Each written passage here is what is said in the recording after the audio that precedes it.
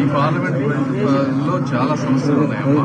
ఇక్కడ మెయిన్ ఎక్కువ మంది కోరుకునేదంటే వాళ్ళు ఎవరు పేద ప్రజలు మణులు మాణిక్యాలు ఎవరు కోరుకుంటున్నారు.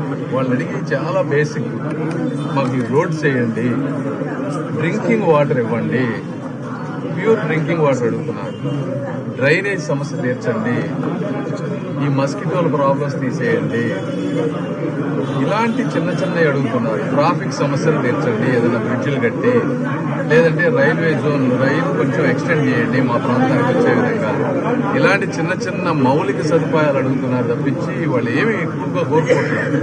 అది మన ప్రభుత్వాల కనీస బాధ్యత. అన్ని తీసుకుంటారు. ఇవన్నీ పార్లమెంటు స్థాయిలో మాకుండే ఫండ్స్, రాజ్యసభ మెంబర్లకి చాలా ఏరియాల్లో ఫండ్స్ ఉంటాయి.